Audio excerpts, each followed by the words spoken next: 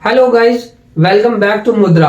यहाँ हम आपको बताते हैं कि आप अपने लालच को कंट्रोल करके हौले हौले पैसा कैसे बनाया जाए। आज हम बात करेंगे गोल्ड ईटीएफ के बारे में। गोल्ड ईटीएफ नाम तो सुना ही होगा। क्या कह रहे हो, नहीं सुना? दया सबको लाइन में लगाया जाए, जिनको पता है उनको भी और जिनको नहीं पता उनको भी, सबको बराबर का ज्ञान मिलेगा। अगर चैनल पे नए हो तो सब्सक्राइब कर दो और अगर सोने से प्यार है तो लाइक कर दो। गोल्ड ईटीएफ एक म्यूचुअल फंड ही होता है जो स्टॉक की तरह काम करता है। स्टॉक एक्सचेंज पे लिस्ट रहता है, उसको आप कभी भी खरीद सकते हो, कभी भी बेच सकते हो। जब आप कोई भी ईटीएफ बाय करते हो तो फंड हाउस उसी के इक्विवेलेंट आपका फिजिकल गोल्ड बाय कर लेता है। तो सिक्योरिटी की कोई टेंशन वाली बात नहीं होता है, ये 100% सिक्योर होती है। बट 100 बात की एक बात आती है, हम गोल्ड ईटीएफ खरीदे क्यों, हमें क्या फायदा मिलेगा, हम आपको बताते हैं। पहला फायदा है जीरो स्टोरेज कॉस्ट। जब कभी भी आप फिजिकल गोल्ड खरीदते हो तो उसको एक रखने की टेंशन होती है। या तो आप रख सकते हो घर पे लॉकर ला के रखोगे या अपने घर की सेफ में रखोगे।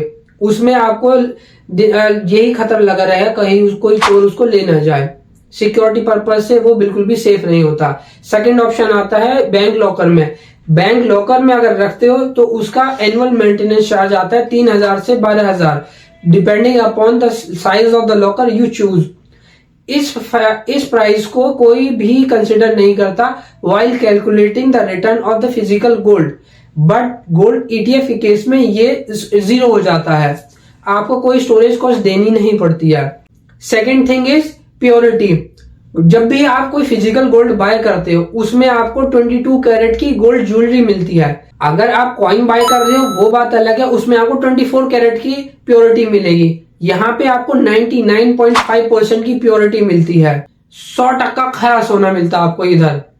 Third is collateral. अगर आपको कभी मुसीबत पड़ जाए, जैसे आप फिजिकल गोल्ड पे लोन लेने जाते हो, कहीं भी कोई भी बैंक में जाते हो, तो आपका इवैल्यूएटर उसको घिसता है। आपके मन में ये लगा रहता है कि वो घिस के उसके पार्टिकल नीचे गिरा दे, हमारा गोल्ड का लॉस हो जाए। तो वो चीज यहाँ पर बिल्कुल नहीं होती।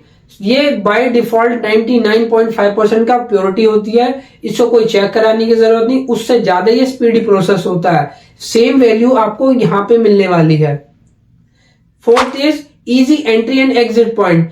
अब आपको अपना गोल्ड लेकर दर दर भटकने की जरूरत नहीं है कि ये वाला मेरा रिलेटिव दुकानदार अच्छे पैसे देगा या वो वाला अच्छे पैसे देगा। यहाँ पर प्योरिटी वेल डिफाइंड है, तो जो भी मार्केट में वैल्यू लगी होती है उसके अकॉर्डिंग आपको पैसे मिल जाते हैं। बात करें एंट्री और एग्जिट की गोल्ड ईटीएफ में, इसमें कोई एंट्री फीस नहीं लगती, ना कोई एग्जिट फीस लगती। ये ईटीएफ पैसिवली मैनेज होते हैं तो इनकी मैनेजमेंट फीस भी कम होती है, varies from 0.5 to 1%। Fifth point is taxation. जब कभी भी आप फिजिकल गोल्ड बाय करते हैं उसमें आप 2 टैक्स देते हो। पहला जीएसटी के रूप में देते हो 3% का। Second is as a labour charge from 7% to 28%। Gold ETF के केस में ये जीरो हो जाता है। आप ना तो लेबर चार्ज देते हो यहाँ पे, ना कोई जीएसटी देते हो, ना इवन एसटीटी देते हो। जस्ट यहाँ पे 2 टैक्सेस लगते हैं जो आपके रिटर्न पे लगते हैं।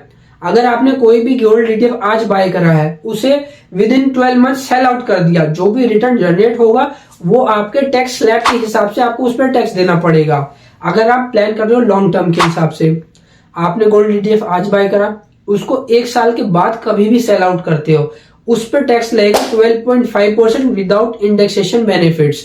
इंडेक्सेशन बेनिफिट्स आपको पहले मिलते थे, बट आफ्टर द बजट 24-25 ये इंडेक्सेशन बेनिफिट खत्म कर दिए हैं। इंडेक्सेशन बेनिफिट्स की अगर आपके बारे में और जानना है तो हमने एक वीडियो ऑलरेडी दिया हुआ है, आप उसको चेकआउट करिए, सारे बेनिफिट उसमें आपको बता दिए जाएंगे।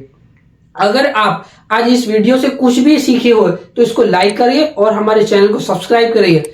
आपको क्या लगता है अब कि gold ETF is a better choice than the physical gold? Comment section में बताइए। और ऐसी सच वीडियो के लिए हमें सब्सक्राइब करिए। मिलती हैं नेक्स्ट वीडियो में। Thank you.